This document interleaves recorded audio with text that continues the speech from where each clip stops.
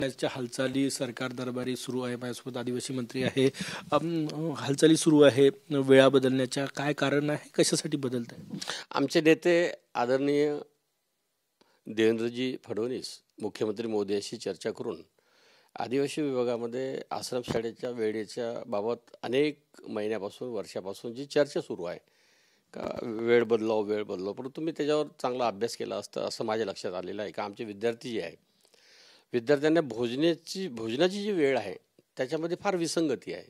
कारण कमीत कमी 3-4 तासानं त्या विद्यार्थ्यांना काही खायला मिळालं पाहिजे, तर डायरेक्ट 2च्या दरम्यान त्यांना जेवण मिळत असल्यामुळे त्यामुळे निश्चितच त्या वेळापत्रक बदलून त्या विद्यार्थ्यांना वेळेवर जेवण मिळालं पाहिजे, भोजन मिळालं पाहिजे, नाश्ता मिळाला पाहिजे, याचं नियोजन करून वेळापत्रक तो बदल करेल.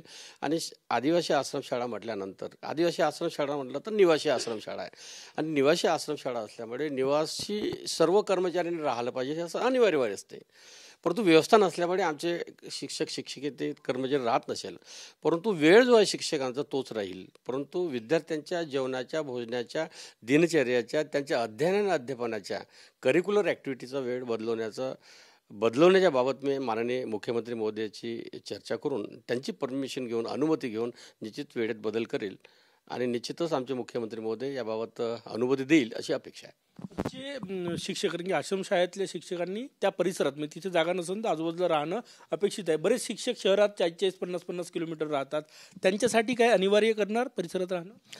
काय झालं, आदिवासी आश्रमशाळा जेव्हा निर्माण झाल्या तेव्हा ग्रामीण भागामध्ये आदिवासी आश्रमशाळा निर्माण झाल्या आणि ग्रामीण भागात आश्रमशाळा असल्यामुळे त्या ठिकाणी कर्मचाऱ्यांना राहण्याची व्यवस्था नसल्यामुळे आपल्या कुठेतरी एक तालुका स्तरावर राहून जाणं येणं करत असते. निसर्गाचा नियम आहे, त्यामुळे तो काही फरक पडत नाही.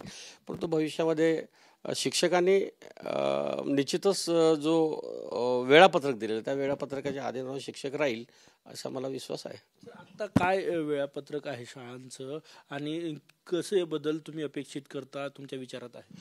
आज वेळापत्रक 8:30 वाजता विद्यार्थी 8:30 पासून तर रात्री 8:30 पर्यंत विद्यार्थी बिझी असतो.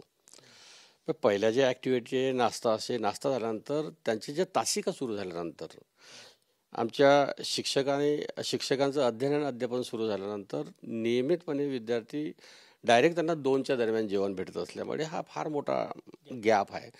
तो एवढा मोठा आमच्या पोराच्या जेवणामध्ये भोजनामध्ये गॅप पडू नये म्हणून आम्ही एक निश्चितच सर्व मिळून एक समिती आहे आमची. त्या समितीच्या माध्यमातून आमची कमिशनर असेल, सेक्रेटरी असेल, ATC असेल, आम्ही सर्वजण बसून तात्काळ त्या वेळापत्रकामध्ये बदल करून विद्यार्थ्याच्या भोजनाच्या मध्ये अनियमितता होता कामा नये याची काळजी घेऊन वेळापत्रकामध्ये बदल करण्याचे आम्ही निश्चित प्रयत्न करू. वर्गात तासिकेत आणि शाळा सुरू होण्याच्या वेळातही बदल होईल. मग शाळा सुरूच्या अंदाजे दिनचर्या आहे, कारण आम्ही वसतिगृहाची परिस्थिती माहीत आहे. एकदा विद्यार्थी उठल्यानंतर त्यांची जी दिनचर्या आहे त्याच्यानंतर वर्गात किती वाजता गेला पाहिजे, व्यायाम केव्हा खेळायला पाहिजे, अभ्यास करण्याची वेळ कशी असते, लायब्ररीमध्ये रिडिंगची व्यवस्था केव्हा असली पाहिजे, केव्हा झोपला पाहिजे, केव्हा उठला पाहिजे, हे सर्व यांचं आम्ही वेळापत्रक बनवून आमच्या विद्यार्थ्यांना अतिशय चांगला विद्यार्थी घडवायचा आहे, आदर्श विद्यार्थी घडवायचा आहे आणि आमच्या आदिवासी विभागाचं नाव मोठं करायचं आहे.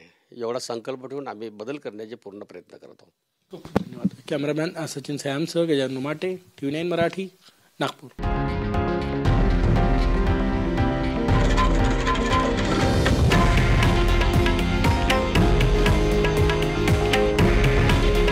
हे आहे देशातील नंबर 1 न्यूज नेटवर्क आणि आपण पाहत आहात TV9 मराठी.